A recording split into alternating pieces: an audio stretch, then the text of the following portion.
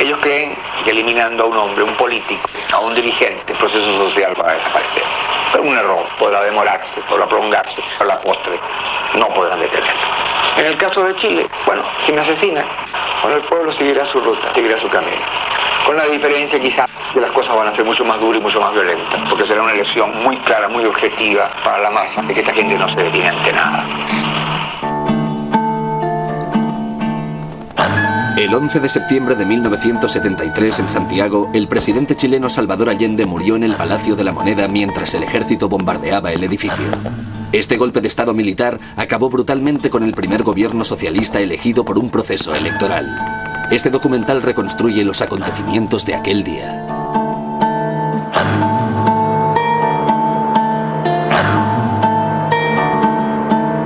11 de septiembre de 1973. La última decisión de Salvador Allende.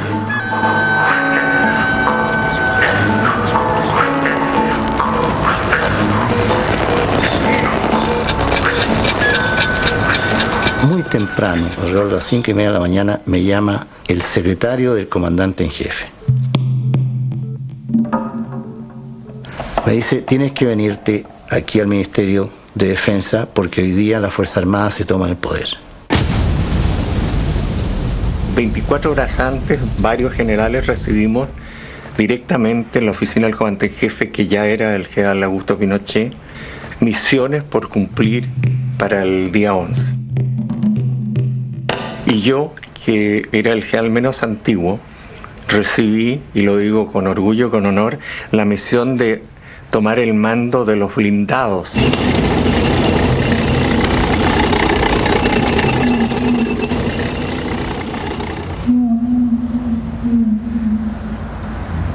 Yo tomé mi guardia a las 6 de la mañana en Tomás Moro.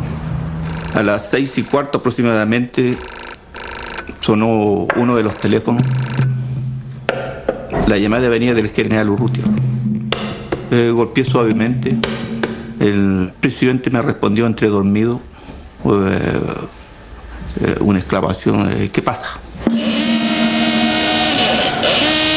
El presidente lo despierta una llamada telefónica del general jefe de Carabineros, que le informa que en Valparaíso la marinería se ha sublevado. Acto seguido, yo entro en el despacho del presidente y lo encuentro en bata, recién levantado, con ropa de haber salido recientemente de la cama, y marcando los teléfonos, diciendo ninguno de los comandantes en jefe está contestando.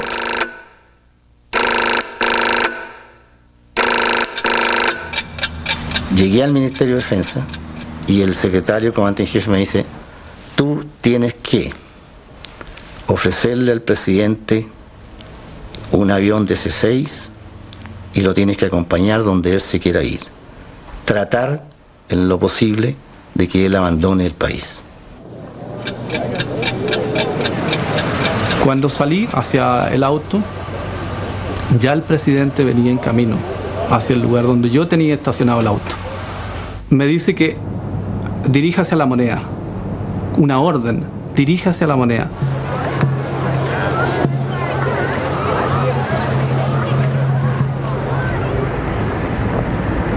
Cuando salimos, las calles estaban todas solitarias. No recuerdo haber encontrado vehículos en el trayecto, ¿no? Era una ciudad fantasma. En el transcurso del camino yo le pregunto a Raúl, ¿qué pasa? Me dice, y contesta el doctor, se ha alzado la Marina, compañero, corra. Tenemos que llegar antes que la Marina. De ahí no hubo más diálogo. El presidente, cuando se dirige desde su residencia personal hacia el Palacio Presidencial de la Moneda, la información de que dispone es que el ejército está respaldando al gobierno, e igualmente Carabineros, que son las dos fuerzas militares básicas a partir de las cuales podía perfectamente hacer frente y sofocar el amotinamiento.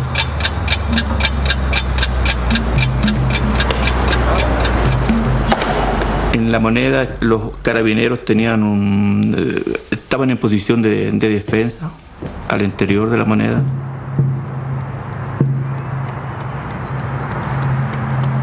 como 7:45 me despertó el teléfono y era ya Salvador, que se había trasladado a La Moneda. Y estaba tan convencido de que no iba a pasar nada en Tomás Moro, que me pidió que me quedara y que llamara a mis hijas incluso, que fueran con los nietos a acompañarme, porque creía que era un lugar seguro, que no iba a pasar nada. Le salva el presidente de la República, desde el Palacio de la Moneda. Informaciones confirmadas señalan que un sector de la marinería habría aislado Valparaíso y que la ciudad estaría ocupada, lo cual significa un levantamiento en contra del gobierno legítimamente constituido, del gobierno que está amparado por la ley y la voluntad de los ciudadanos. Llegué precisamente cuando el presidente Allende, en su despacho, con un teléfono móvil, porque ya se habían cortado los otros teléfonos, estaba en comunicación con Radio Macayano. Como primera etapa, tenemos que ver la respuesta, que espero sea positivo, de los soldados de la patria que han jurado defender el régimen establecido. En todo caso, yo estoy aquí, en el Palacio de Gobierno, y me quedaré aquí defendiendo el gobierno que represento por la voluntad del pueblo.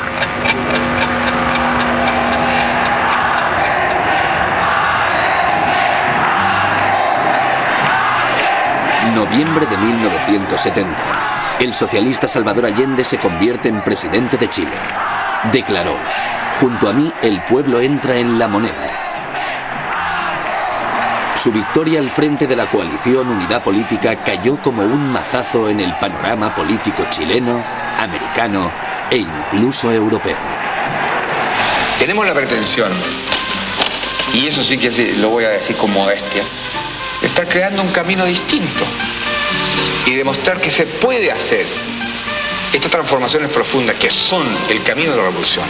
Y nosotros lo hemos dicho, y tú sabes perfectamente bien, que hemos dicho que crear un gobierno democrático, nacional, revolucionario y popular, que abrirá el camino al socialismo. Una gran esperanza inundó al pueblo de Chile. ¿Sería este el inicio de una sociedad más justa?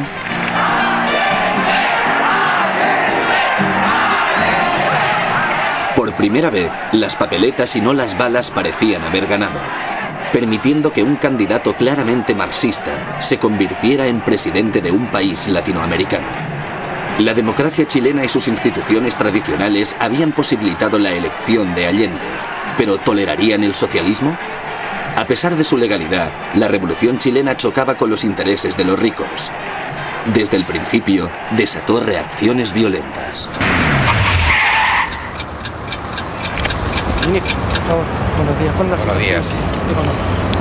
Bueno, la situación ya la ha dado a conocer el presidente de la República y aquí vengo, como un ciudadano, a estar al lado del presidente en este momento.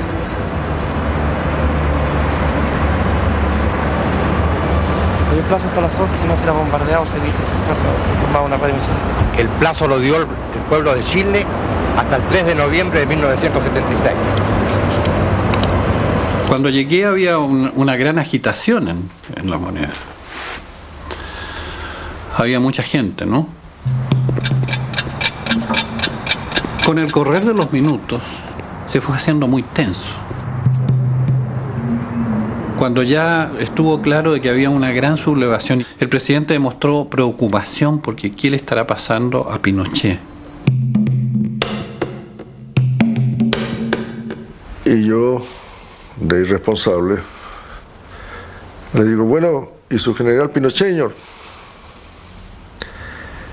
Y Salvador me mira, no lo olvido nunca, y me dice, el pobre Pinochet debe estar preso. Frase que no olvido nunca. Pasemos a otra cosa.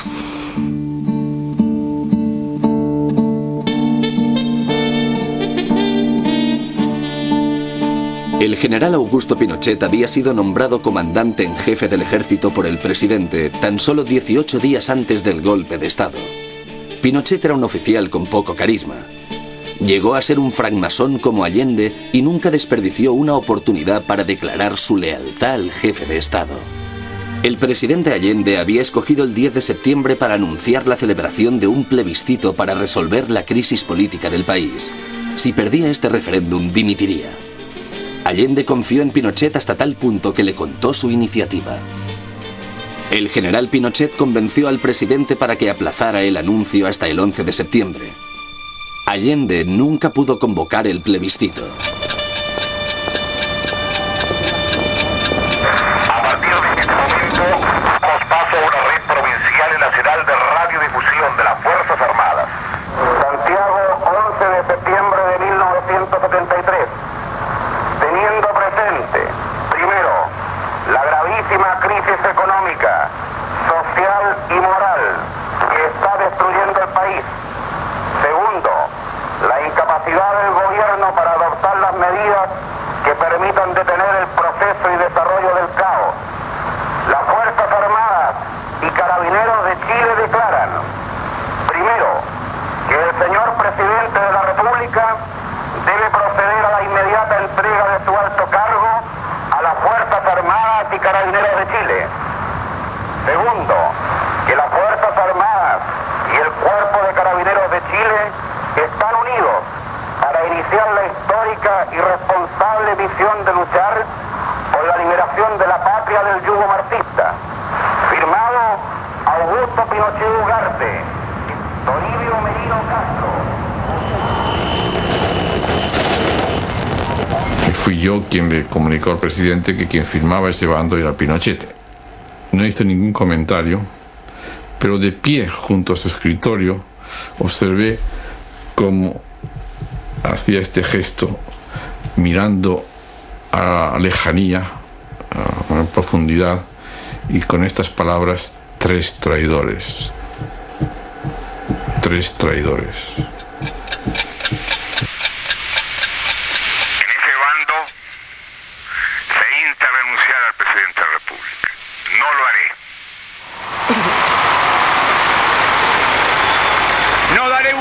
Atrás, y que lo sepan, dejaré la moneda cuando cumpla el mandato que el pueblo me diera. Que se les grave profundamente, no tengo otra alternativa. Solo acribillándome a balazos podrán impedirme voluntad de hacer cumplir el programa del pueblo.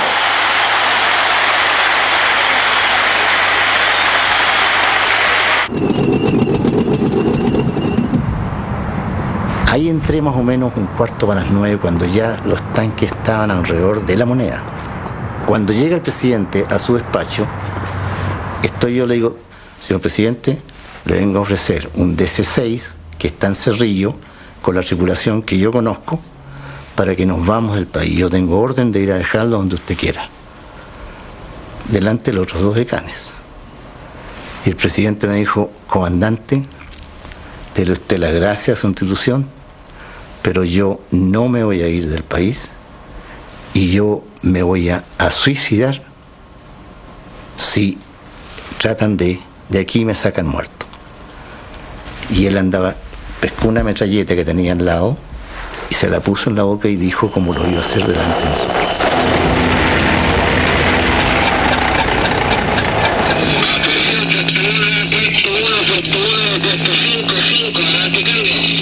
Patricio necesita hablar con Augusto, adelante cambio. Augusto escuchando. Allende está en la Moneda. Entonces hay que estar listo para actuar sobre él. No vale sacar la perra, sacar la moneda. Exacto. Está ofreciendo parlamentar. Petición incondicional, no hay parlamentar. Petición incondicional. Bien, conforme.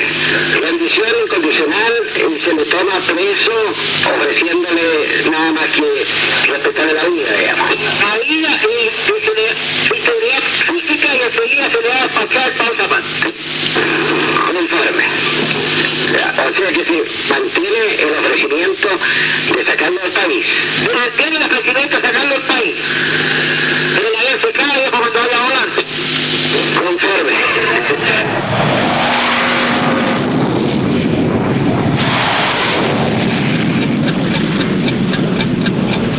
En este momento pasan los aviones. Es posible que nos acribillen, pero que sepan que aquí estamos, por lo menos con nuestro ejemplo, para señalar que en este país hay hombres que saben cumplir con la obligación que tienen.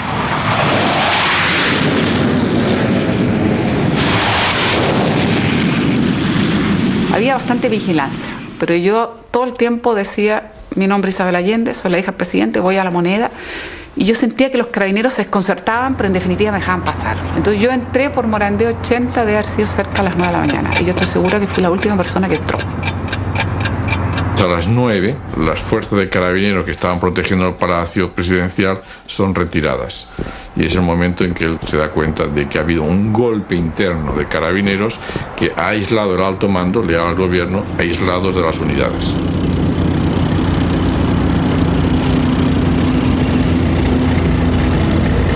Notifico ante el país la actitud increíble de soldados que faltan a su palabra y a su compromiso.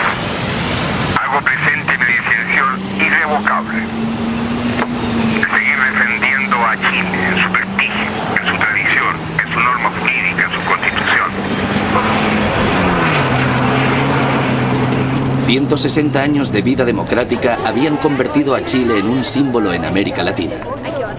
Las Fuerzas Armadas respetaban la Constitución y la ley y se mantenían en un segundo plano. Solo se dejaban ver en los colegios electorales los días de elecciones. Al final de la jornada se retiraban tranquilamente a sus cuarteles, devolviendo el control a los civiles. Pero 3 años de gobierno de la coalición Unidad Política habían enfurecido a una oposición intransigente que había presionado al ejército para que abandonara su neutralidad. La derecha, la extrema derecha y los democristianos no toleraban esta revolución que había desafiado a los ricos y llevado el socialismo al país sin quebrantar la ley. Allende había acelerado el ritmo de la reforma de la tierra, radicalizándolo, y había nacionalizado los bancos, las entidades de crédito y algunas industrias. Pero cuando se nacionalizó el cobre, sin unas compensaciones sustanciales, los Estados Unidos montaron en cólera.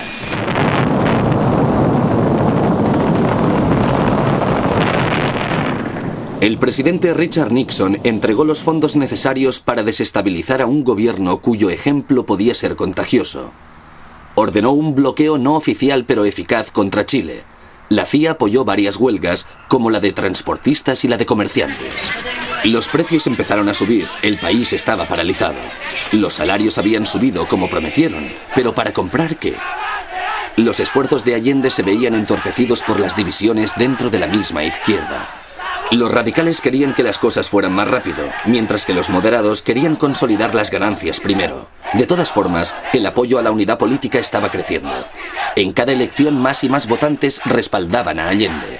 La derecha, los democristianos y la CIA empezaban a comprender que sería difícil derrocar a Allende con métodos democráticos.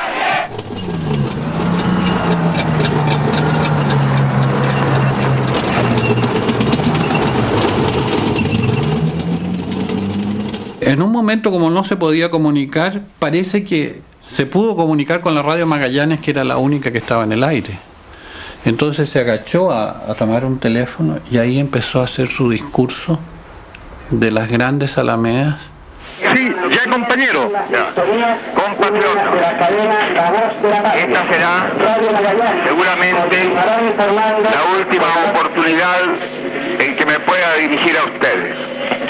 Mis palabras no tienen amargura sino decepción, y serán ellas el castigo moral para los que han traicionado el juramento que hicieron.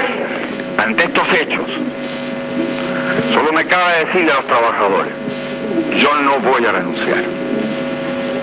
Se hubiera podido percibir el vuelo de una mosca, las ventanas cerradas, porque se esperaba que empezara el fuego en cualquier momento.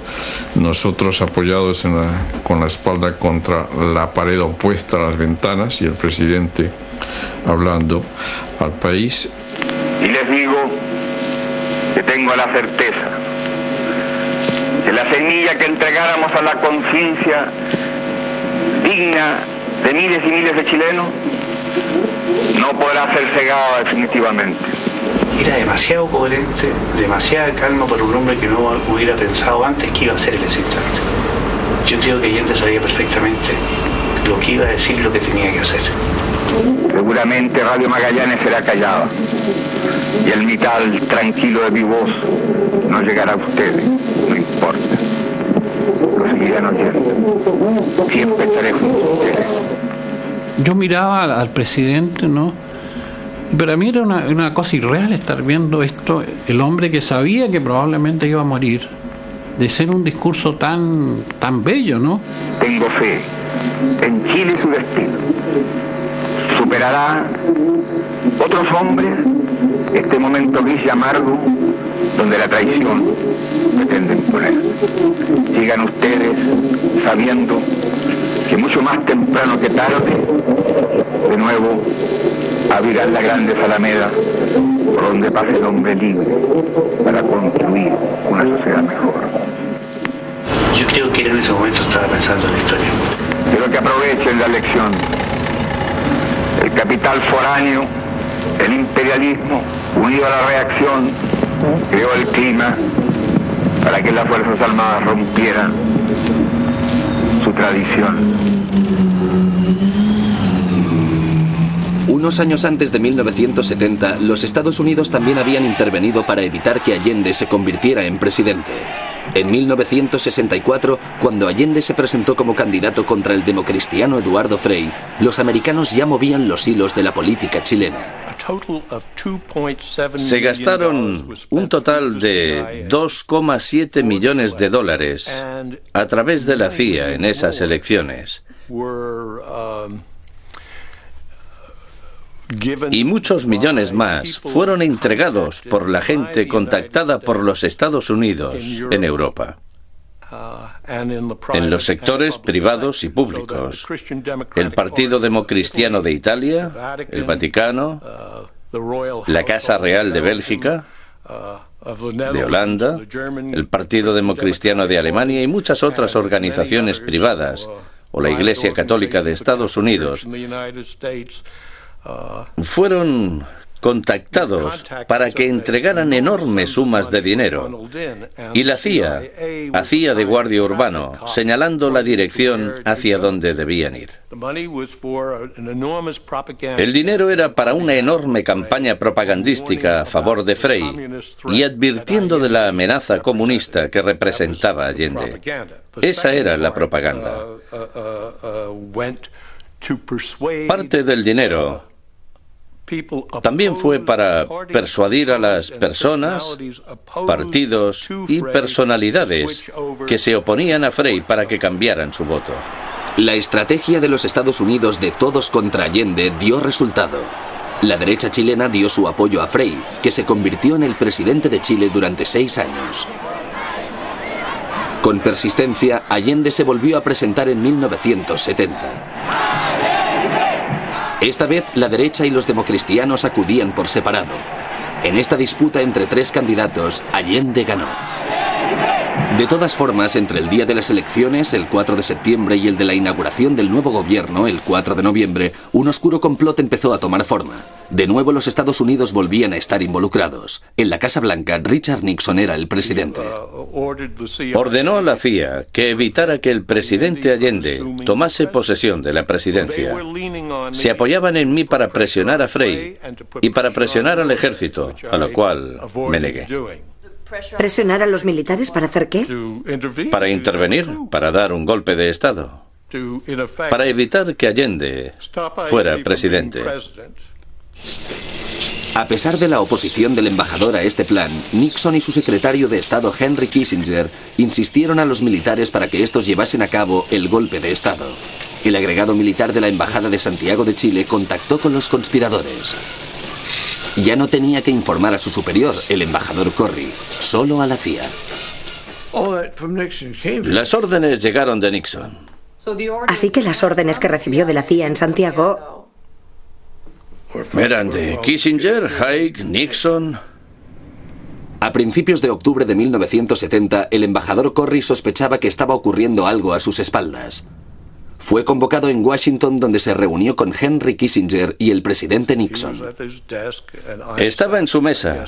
Yo me senté a su izquierda y Henry a su derecha, al otro lado de la mesa. Y él estuvo haciendo una disquisición de 5 o 6 minutos sobre cómo iba a machacar a Allende. Iba golpeándose la mano con su puño. Le llamó hijo de puta.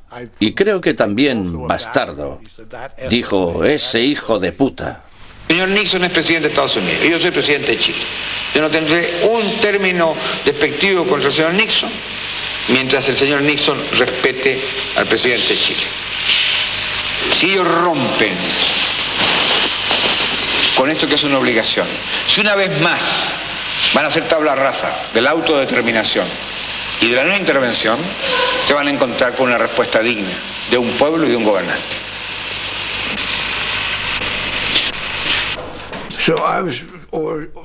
Se me ordenó que hablase con los comandantes de las Fuerzas Armadas para ver si querían forzar otras elecciones y preparar a alguien mejor para que saliera elegido. Pero se echaron atrás. Fue un gran contratiempo. En octubre, el comandante en jefe del ejército, el general Schneider, declaró que los militares respetarían los resultados de las elecciones. Los conspiradores militares decidieron con el consejo de la CIA secuestrar a Schneider. Pidieron $50.000 a los Estados Unidos y armas sin registrar en Chile. 8 ametralladoras, una docena de máscaras de gas y gas lacrimógeno. Las armas entraron en Chile ilegalmente en una valija diplomática de la embajada estadounidense. El agregado militar se las entregó personalmente a los conspiradores el 22 de octubre de 1970 a las 2 de la madrugada. Se las dimos a varios oficiales del ejército, la marina y las fuerzas aéreas. A las 8 de la mañana de ese mismo día, un comando intentó secuestrar al general Schneider, pero este se defendió.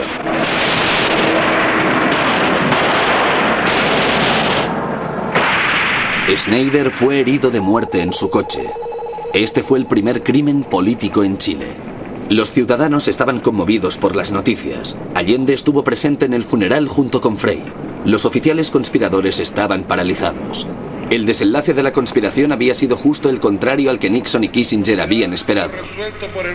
El 4 de noviembre de 1970, Salvador Allende juró su cargo como presidente de Chile. Pero las interferencias continuaron. Durante 3 años de locura, los Estados Unidos ejercieron constantemente tácticas de desestabilización contra Chile, con el apoyo de la derecha y los democristianos. Las Fuerzas Armadas y el Cuerpo de Carabineros de Chile reitera al pueblo de Chile la absoluta unidad de sus mandos y tropas y su decisión inquebrantable de luchar hasta las últimas consecuencias para derrocar al gobierno marxista.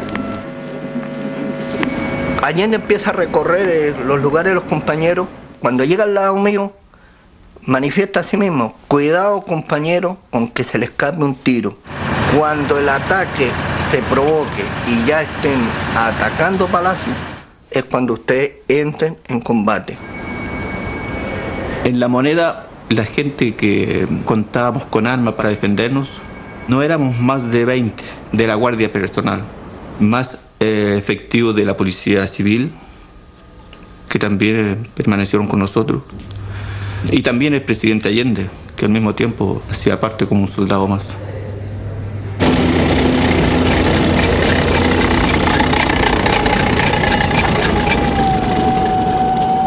La ametralladora de los tanques es la que empieza a abrir fuego.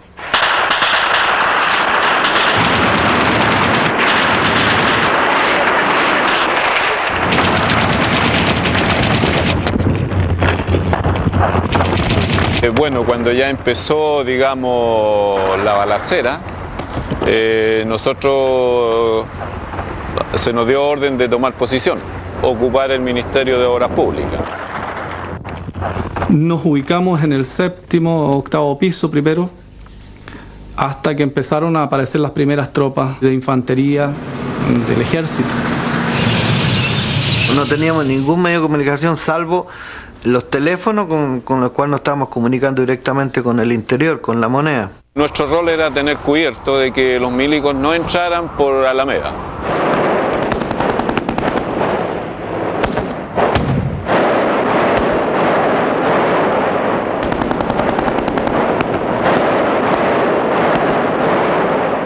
Paramos ahí con unas 5 ofensivas más o menos. Y prácticamente por ahí no pudieron pasar.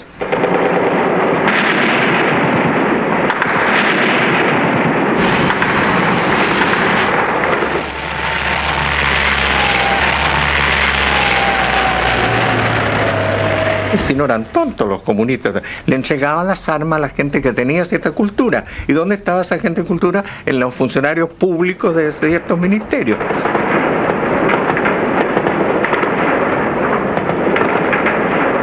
Se ha hablado mucho después de los francotiradores, que habían grupos, que era un grupo enorme.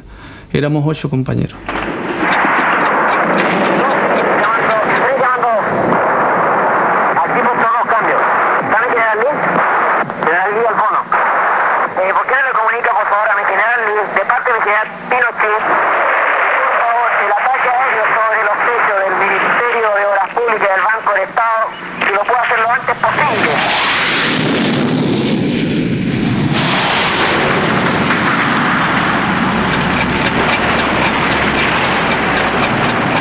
Y en un momento el presidente se nos perdió. Andaba con un casco y andaba con una metralleta. Enseguida después él trató de disparar. Iba a cada ventana de Moneda y de ahí entonces yo pedí a Girón que trataran de tirarlo porque iba a ser como un blanco para los militares, ¿no? La Paya me dijo, anda a buscarlo.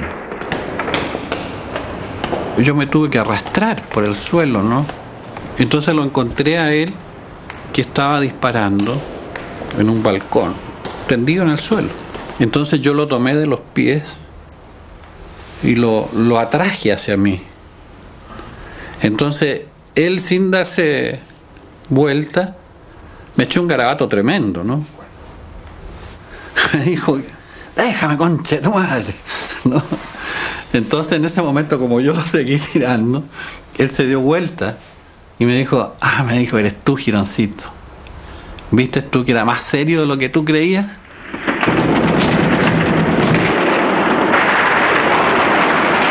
En ese momento, dentro del Palacio de la Moneda, después de 2 horas de cruce de fuego, lo que se respiraba en el ambiente era aliento de la muerte.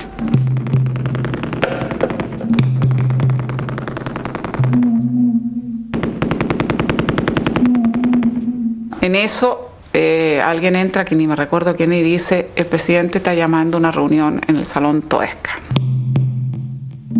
Y a sus colaboradores personales nos explica que él va a cumplir con su deber, él se va a quedar allí defendiendo la legalidad republicana y las libertades del país frente a la sublevación, pero que ese es un compromiso suyo y una obligación suya, y dejan libertad de acción a todos sus colaboradores para poder salir del palacio. Porque no quiere muertes inútiles. El que no tenga un arma, el que no sepa disparar, prefiere que parta. Nadie se fue. Todos nos quedamos.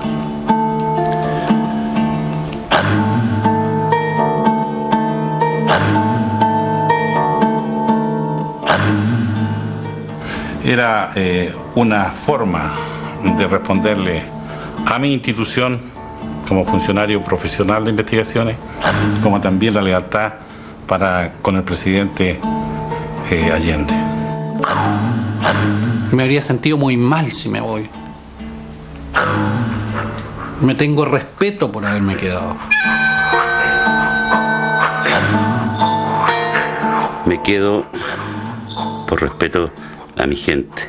Cuando digo mi gente, digo a mi señora, a mis hijos. Hasta el día de hoy yo me puedo comer un pan mirándolo a los ojos y no me avergüenzo de lo que hice. Así éramos. Porque así era el presidente, así era yo, así eran mis amigos, así éramos todos los que estábamos ahí.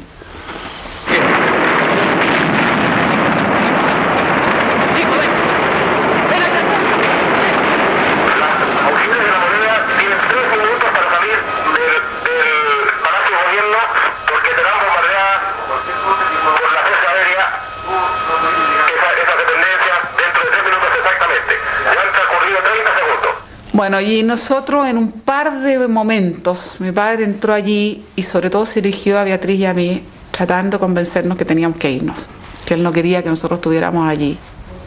En las dos ocasiones nosotros decidimos que no queríamos, que queríamos permanecer allí y era como nuestra decisión.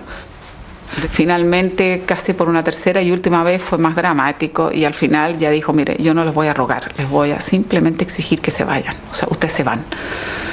Y finalmente nosotros con mi hermana nos intercambiamos. Mi hermana más tenía un embarazo de 7 meses y nos dimos cuenta que en realidad lo que estábamos provocándole era más bien angustia. Sentimos que no era justo, digamos. Por lo tanto decidimos en ese momento que había que irse. Él nos acompañó exactamente hasta la puerta de Morandé 80. Nos abrazamos, silencio, sin muchas palabras, nadie dijo nada. Yo creo que son momentos que las palabras están de más. Yo no tengo conciencia que haya sentido que esa iba a ser la última vez que yo le iba a ver. La paya, que se escondió para no irse. Yo no partí porque yo había decidido quedarme hasta el final al lado del presidente. Después en el patio me abrazó y me dijo que sabía que yo me las arreglaría de alguna manera para desobedecerle. No es que haya desobedecido, no oí cuando las hizo salir la última vez. El Palacio de la Moneda deberá ser evacuado antes de las 11 horas. De lo contrario, será atacado por la Fuerza Aérea de Chile.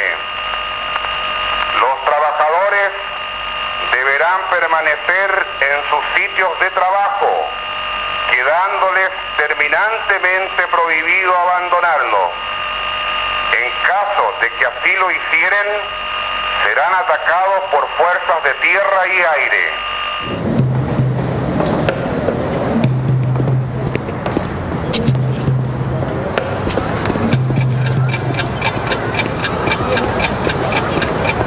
Se decía de que todo el contraataque podía venir de la periferia, de los centros industriales que estaban muy bien organizados. Después a la postre se mostró que no fue así. Nunca pensamos que estábamos tan solos, nunca. Allende fue traicionado, este es mi punto de vista muy personal. Allende fue traicionado por los militares, pero fue dejado solo por los camaradas de izquierda también, que tenían el derecho y el deber de haber salido a defender a su presidente. Ese día lo dejaron solo. Alguien decía que había que hacer un gran llamado a una gran movilización para que se llenara la plaza con gente y así se impidiera este golpe. Recuerdo que el presidente les dijo que eso era una locura. Él no pide en ningún momento al pueblo que haga frente a esa sublevación porque es consciente que hubiera sido llamarlas a la masacre y él toda esa mañana quiso preservar vidas.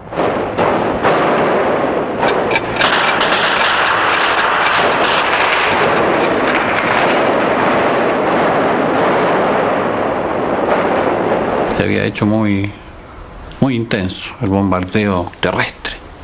Había mucho disparo.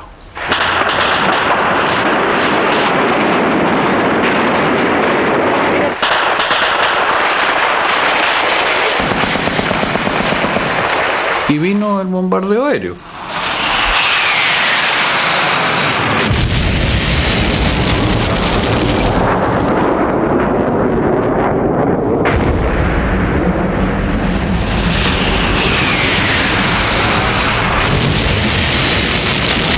aquí en Chile nunca nadie había vivido un bombardeo.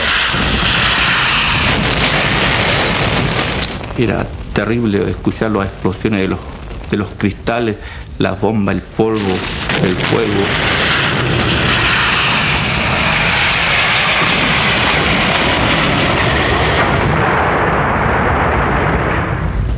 Yo, Roque, conté 24. Que tú me dices que ¿por qué te puedo asegurar que son 24? Porque yo los contaba, yo pensaba que me iba a morir en cualquiera. Deben haber roto cañerías porque se inundó todo el primer piso. De manera que nosotros terminamos con el agua casi hasta la rodilla.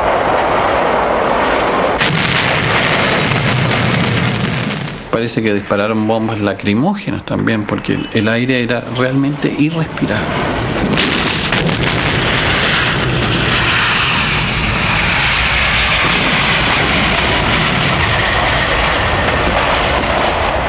Nos ahogábamos y teníamos muy pocas máscaras. Entonces el presidente, que tenía una, se la prestaba a los otros compañeros un rato. Uno me prestaba un poquito a mí, otros al otro, para que pudiéramos en un momento respirar.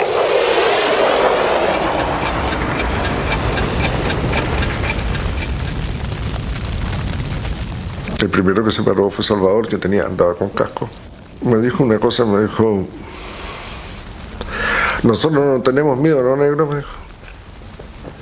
Entonces yo le respondí una grosería, le dije: no, presidente, miedo no tengo, lo que tengo es susto, estoy cagado de susto. Entonces se rió un poco.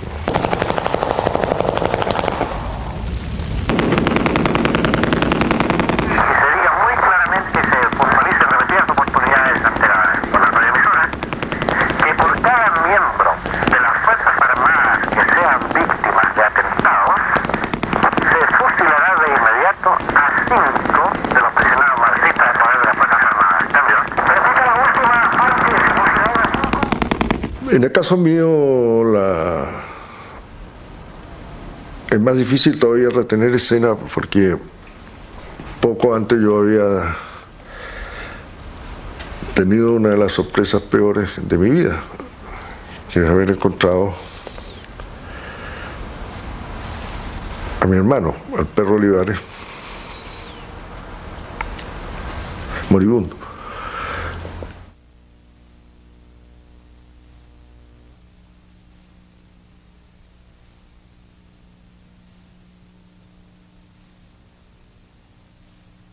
Yo lo tomé en mi falda y a los pocos momentos él falleció. Tenía una herida que se había autoinferido. Augusto Olivares se había suicidado. La muerte de Augusto fue muy intenso, el dolor del presidente. Yo pienso que fue como el comienzo de la muerte misma de él.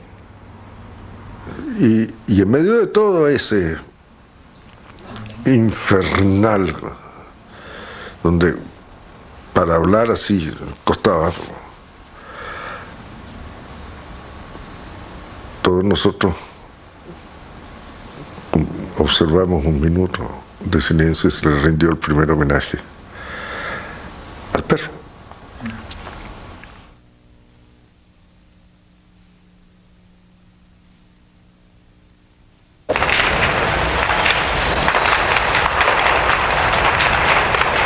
Seguía pasando el tiempo, se seguía quemando, ya era irrespirable, ya si no salíamos prácticamente nos quemábamos nomás. Entonces el presidente, pensando, yo creo, en la posibilidad de salvarnos, decidió seguir en la orden de rendirse y que nosotros bajáramos al primer piso. El presidente se aproximó hacia la escalera de Morandé. Dijo: aquí en esta casa de los presidentes de Chile hemos resistido heroicamente y dignamente a una junta fascista. Una bandera blanca donde hay una bandera blanca de rendición. La puerta estaba abierta, yo empujo la puerta, saco la bandera y siento un montón de balazos que rebotan en la puerta. Entonces yo dije, yo voy a ser el último que se va a rendir. Y en ese momento entran los militares al primer piso de la Moneda.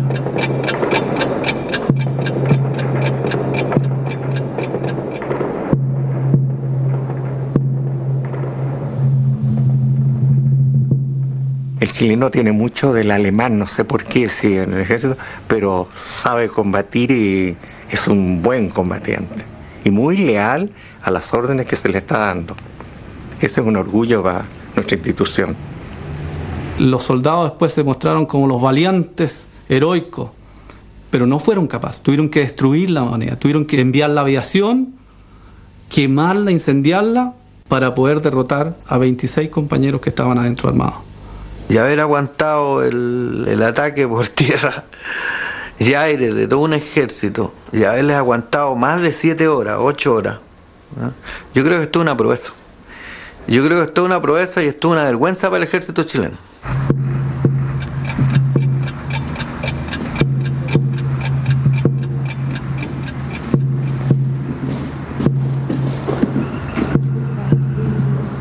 Yo tengo 3 hijos hombres, que en ese momento eran niños. Y yo dije, primera vez que estoy en una guerra, ¿cómo no le voy a llevar un recuerdo? Y en ese momento pensé que el recuerdo más impresionante era la máscara de antigases que nos habían dado para el caso de una emergencia. Y eso fui a buscar y yo suponía que estaba más o menos al final del corredor.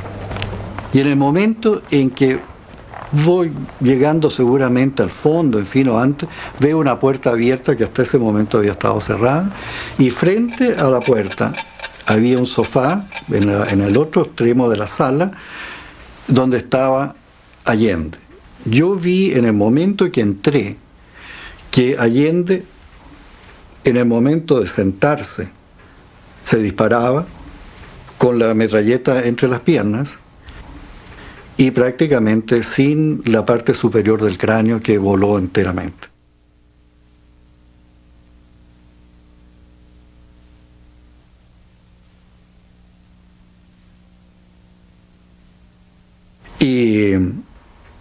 Y en ese momento estaba el presidente muerto y estaba yo solo en la pieza, no había nadie más. Así que yo tuve tiempo de tomar un pequeño asiento que había y colocarlo al lado del presidente. Realmente yo sentí que era como un compromiso final mío, quedar cuidando el cadáver.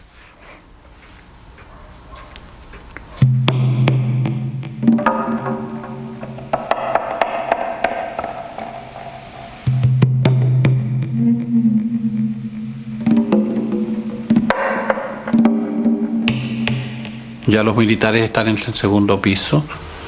A mí me empujan en la fila y finalmente bajamos la escala donde somos brutalmente golpeados. Soy uno de los primeros en salir. El militar se protege con mi persona.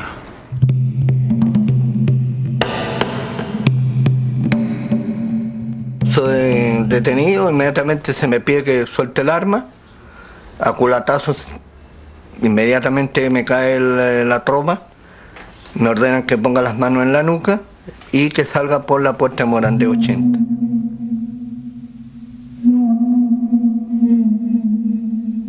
Por la puerta de Morandé sacaron unos prisioneros, de haber sido unos 25 o 30 compañeros. Venían algunos heridos, compañeros nuestros, que veíamos que venían heridos. Había atrás, recuerdo nuestro, un pelotón de soldados con sus fusiles. Yo pensé que nos iban a fusilar allí mismo. Y cuando los sacan, como los van sacando a culatazo, nosotros les disparamos a los militares. Y arrancan todos hacia adentro nuevamente. Y posteriormente, al igual que el resto, somos lanzados ahí al pavimento.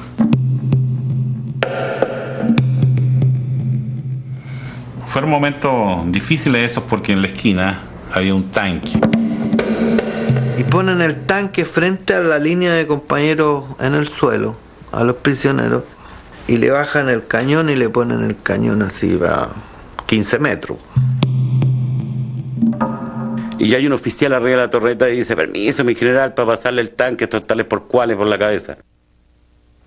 Inclusive le hace gestos, claro, grita, da órdenes, profere amenazas contra los compañeros que están en obras públicas, los cuales, lógico, no iban a escuchar. Que si seguían disparando, nos iban a pasar el tanque por arriba. Y ahí nosotros ordenamos no disparar. En ese momento se acerca un suboficial, me dice: mi general, en el Salón de Independencia está el presidente. Corro yo para allá, entro. Entonces di las primeras órdenes de que no lo tocaran, que lo cubrieran con o el himno, no sé, mexicano o boliviano, y que llamaran a los médicos y al servicio de inteligencia nuestro. Los sentimientos más dolorosos míos fueron cuando sacaron a Allende muerto. Se acercó un camión de sanidad militar y bajaron una camilla militar, entraron y después al rato salen con un cuerpo que venía tapado con una manta de colores.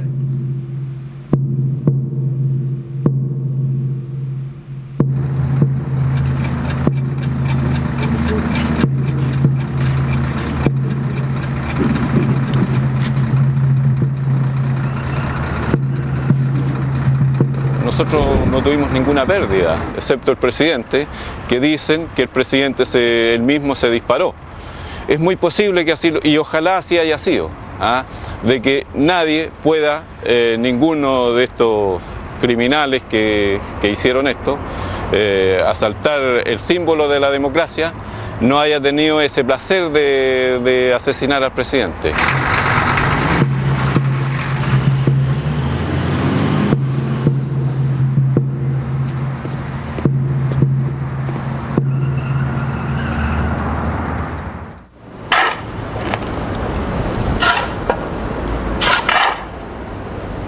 El 12 de septiembre se efectuó la sepultación del presidente Salvador Allende. Entraron por el centro, aquí, por la central de aquí del cementerio. Seguimos siguiendo la calle principal aquí del cementerio. Más o menos venían, de los uniformados venían 6 oficiales de cada rama de la Fuerza Armada. Y venía la señora Hortensia Bussi de Allende. Y hemos atravesado el cementerio hasta llegar al mausoleo de Eduardo Grove Vallejo, casado con Inés Allende. Aquí se detuvo el carro ese día, el carro funerario, aquí se detuvo. Y aquí se procedió a la sepultación. Antes de que bajaran el cajón, hice un esfuerzo de no derrumbarme. Nadie me vio llorar. Me tragué mis lágrimas. Ni una sola lágrima, porque dije, estos no me van a ver llorar. De aquí atrás sacó una hortensia, esa flor aquí, llegó lo que sacó y eso es lo que lanzó ella para abajo al nicho. Y dije fuerte, quiero que sepan que aquí estamos enterrando a Salvador Allende en forma anónima, porque no quieren que se sepa.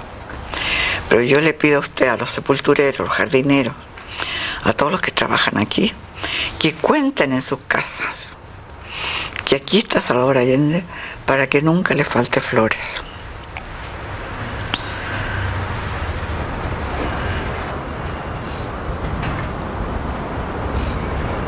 ¿Qué le puedo decir? Porque fue elegido nomás por el pueblo nomás. Y en el sello consideré mi voto, yo.